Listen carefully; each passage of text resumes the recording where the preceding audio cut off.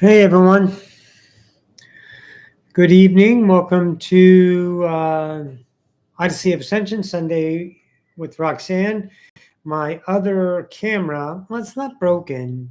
It's happened before. The built-in camera on my Mac is not being detected by YouTube, but I know it's working. So I got this other wide-angle, high-definition camera going on, and it's kind of like really wide and it's kind of crooked. I don't know. Well, anyways, welcome everyone. Say hello in the chat if you like to. Ginger's already here. She said hi. Back to you, darling. A couple of the people in the chat, go ahead and give us a thumbs up and let's get started on Sunday evening with Roxanne. It's exciting for me. It's football weekend and I'm a big football fan. My team got slaughtered today, but that's like the last 30 years. So, yeah. And Smitty's here. Happy Sunday, Smitty. Welcome. Hello, Sally. Welcome, welcome. And yeah, I think we'll get going. I don't think there's, what it really was is, what I really love about Ascension? I want to tell, can we talk? No. I really want to tell you what I really love about Ascension. You have this concept of ascension, and then it's utterly destroyed when you actually start ascending yourself, right? And the concept of ascension, from the standpoint of Odyssey of Ascension, is enlightenment. Okay? Enlightenment is the first step. It's recognition of your truths that create your world. Okay? This is all stemming from the laws I learned from Bashar and what I learned from Abraham and Ramtha. And, it's the vibration of what you put out and what you get back. Law of attraction, we understand that. And if you recognize the truths, love you too, Kevin. If you recognize the truths, great to see you, of yourself, then you can change them and enlighten yourself about reality beyond your conceptual truth of reality, which is constant. Hello, Lucia. Call me later tonight, darling. Of your concept of reality based upon truths. Now, of course, we all have separate truths, individual truths. We have common truths, but we all have very, very individual truths, especially run up against someone that is a very outstanding polarization to you, whether it's political or religious or different like that. So you all recognize it's not about the outside. Enlightenment is about the inside. Enlightenment, inside, not enlightenment. Enlightenment. So what is fascinating for me, I had no idea what to talk about today. I didn't. I was, should I channel or do that? I was like, no, I don't want to channel. So anyways, the weather's wonderful. By the way, just gorgeous. 82 degrees right now. And that's in Texas. And that's a great temperature, 76 when we got out. Anyways, so enlightenment for me is recognizing your truth, ascending that truth, ascending yourself to the next version. And what the biggest thing I get out of it, and this is really, really cool, and until you understand it, and I'll tell you what the relationship that I experience in order to understand it is the freedom that it provides. Now, I know here in the United States, we are the land of the free, home of the brave, right?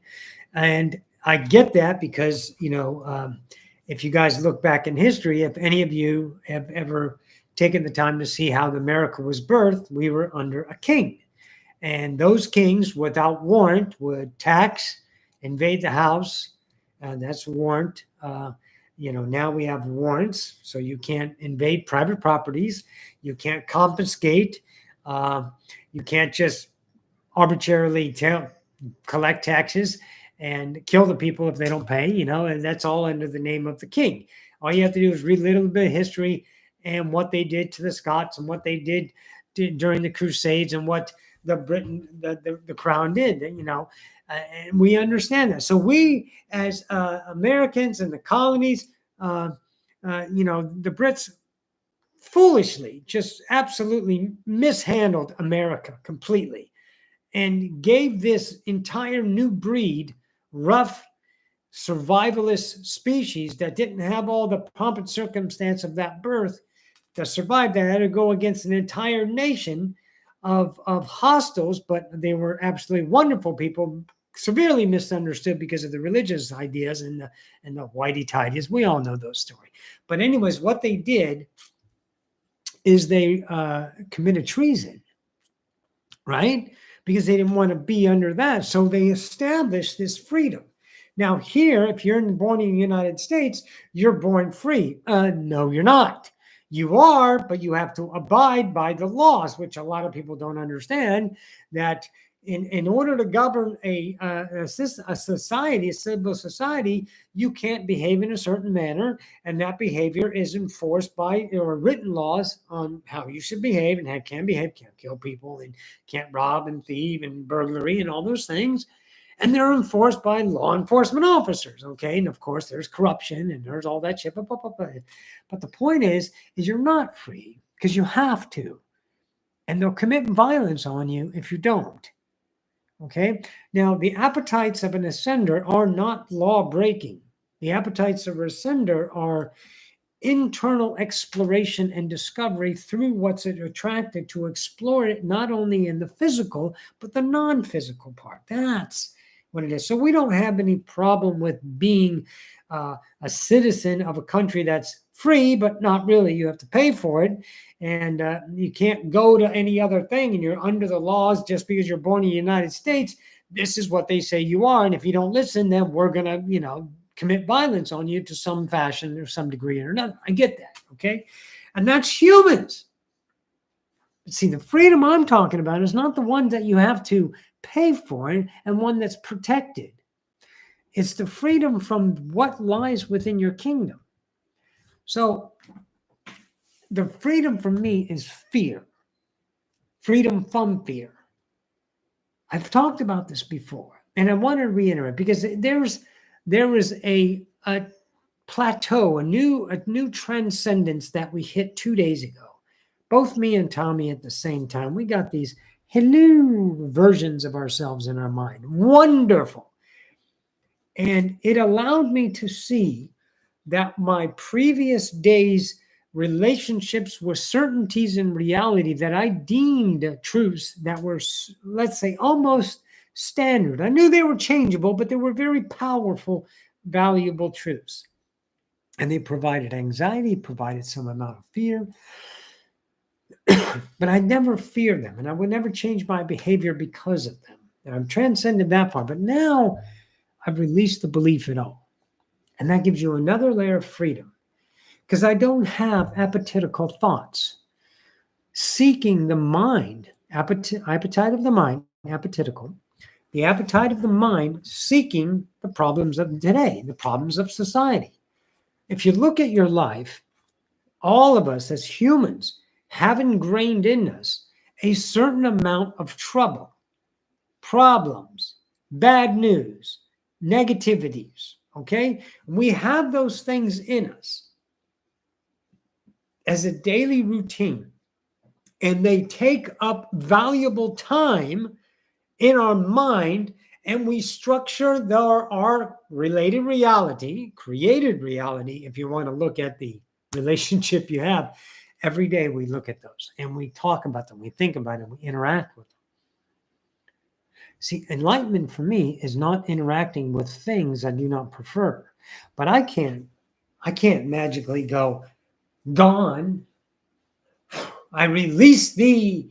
See, I can't do that with this mind, because this mind is a reflection of my separated self as a being of truth, a fractal of belief systems. I can fake myself out and say a couple of affirmations and do a couple of ideas, but if my relationship with it is hope and doubt, then it's not going to go anywhere. It's not going to go anywhere. I'm just going to have a spinning idea cycle. So, but then when I see it and I understand it from a different perspective of that's a truth that lies within me, and I've taken the time to learn how to transcend that truth no longer occupies my mind, and it no longer takes up time of my day of, let's say, unsolicited focus. In other words, I can't help but to think about it. The thought comes in, and then automatically you're going, oh shit, that's right, I have to. And then you're automatically engaged. Look at it.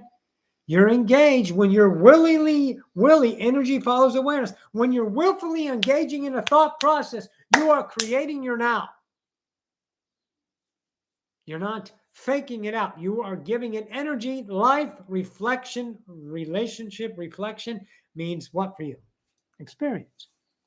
And that's your now. That's your life right now. So that's the question. What kind of a freedom do you want inside of you? The freedom is not from society.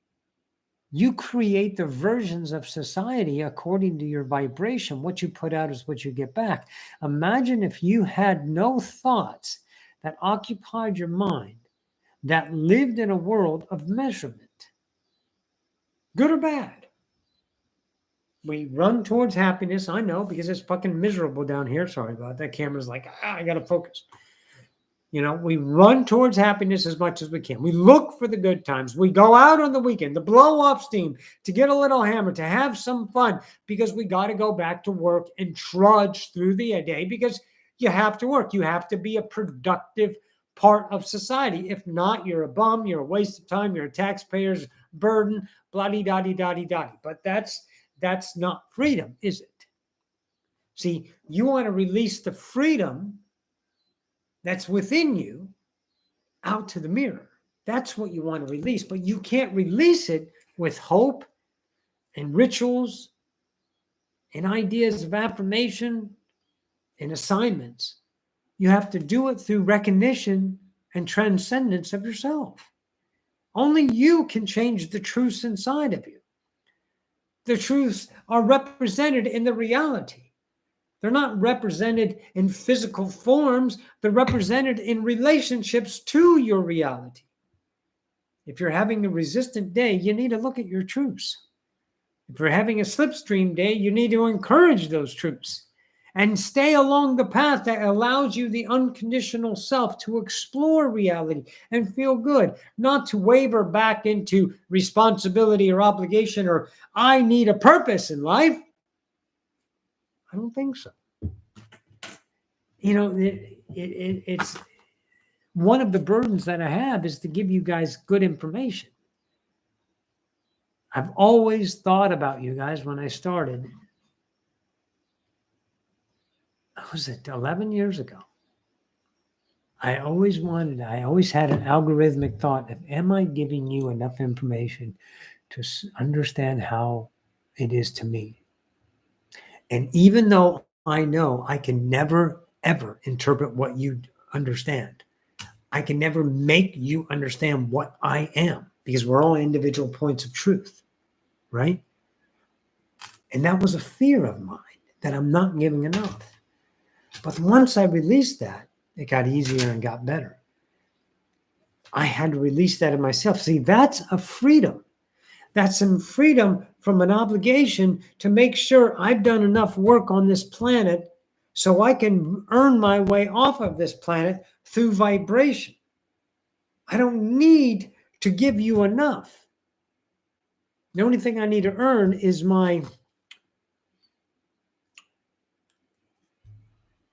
the only thing I really truly need to earn is my own authenticity, my own natural self. And discovering that natural self has been done through enlightenment that allows this absolute freedom from all the things. Money, huge for a lot of people. I now know, not believe. Oh no. I know now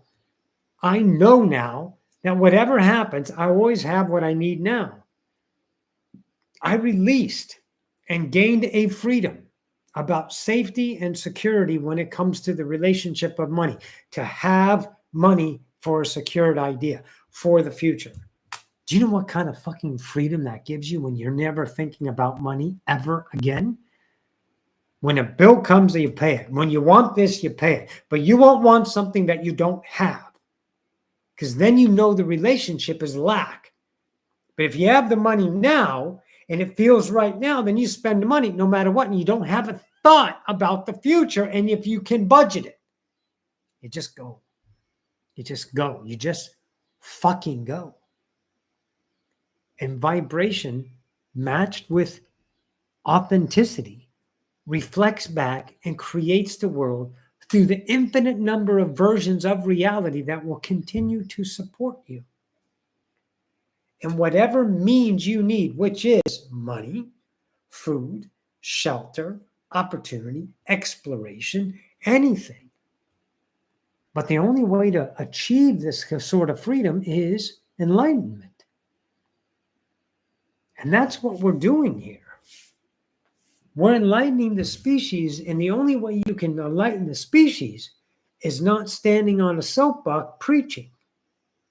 It's representation of self-exploration, self-humility, self-awareness, and the vital belief systems that structure your world, and the courage to recognize and transcend those belief systems that imprison you, to allow you to represent to humanity that you can be free from all the bindings, and your little bubble of reality won't have the fears, the obligations, the musts that the standard fucking human world has as a truth, because that human world is the one that you create in your head.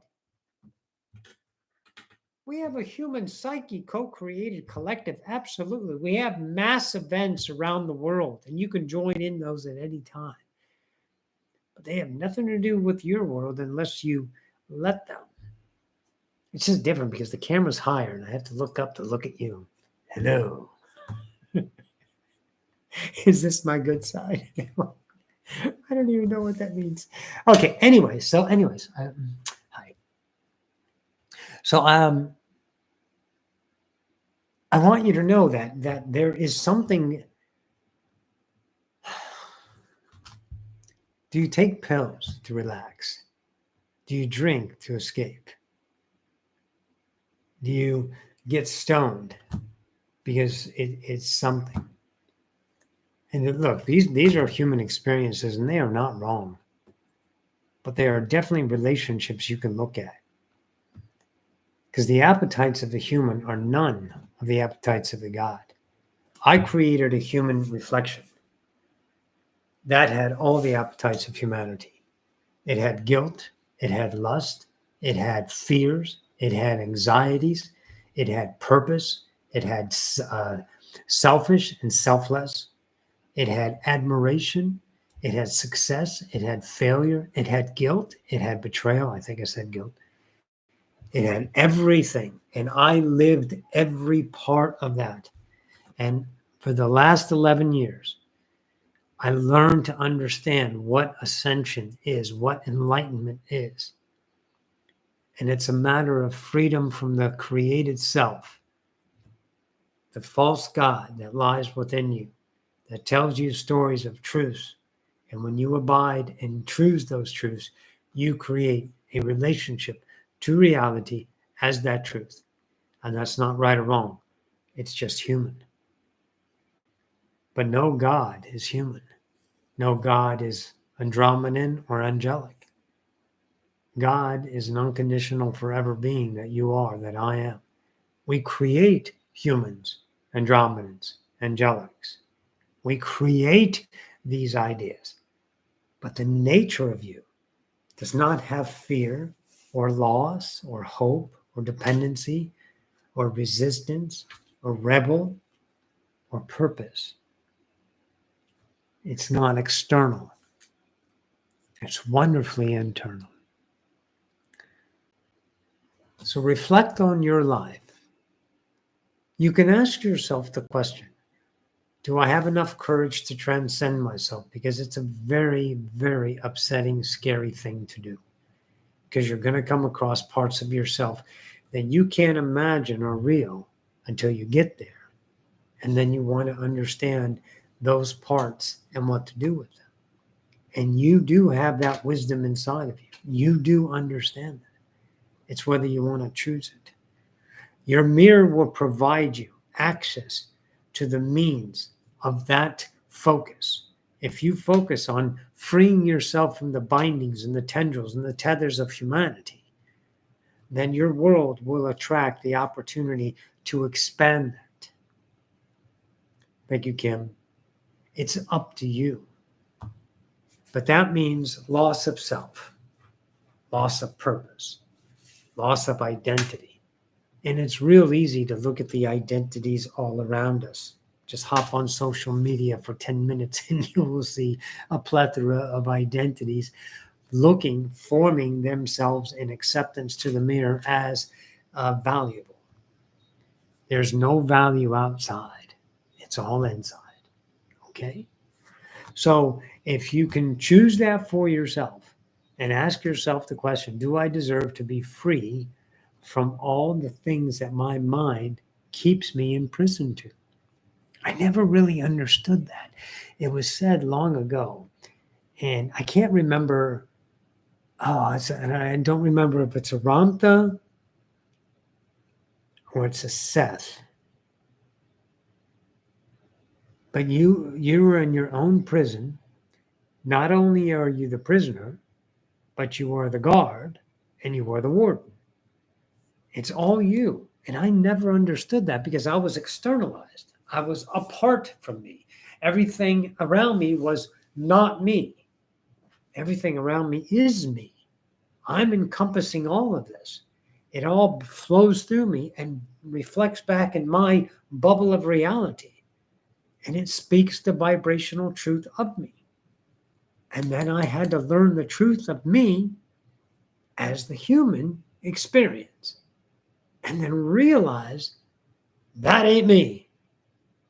And have the courage to transcend that. Have the courage to dismantle my personality piece by piece and allow the enlightened persona to brighten my day and give me the wisdom and intelligence that operates at a capacity, an infinite number of ways beyond the human comprehension of reality. I highly suggest it. I always suggest that. So anyways, I love you guys. I do. Yes, I do. And I started, Ginger says, love you so much. Transcending is truly painful, but so worth it. Absolutely. So I started my Ascension classes last week. This week, class number 2 is coming in. You can still join. I'll send you the first class because the first class is mainly a lot of definitions and a workbook involved. With a lot of the definitions, that's easy to catch up on. So you can still join, but join by Tuesday because after that, that gets a little behind. So Tuesday the 10th, if you still want to join, you can join right through the website. It's $150 a month, and it's a 4-month long idea with broken down into different segments of enlightenment. Okay? I love you guys. And I will see you later. I'm going to go, and there's a football game on tonight right now. So I think I might go watch some more football. You guys good? Yes? Okay. All right, guys. I love you. We will see you next week. And for those of you who join me that are in my classes, thank you so much. And I will see you in class. Lucia, don't forget to give me a call. I love you guys. Good night, everybody. Good night, Smitty. Thanks, Ginger. Bye, Monique. I love you too, darling. Thank you, Lucia, Kevin. Bye, Sally. All right, everyone. Have a good night.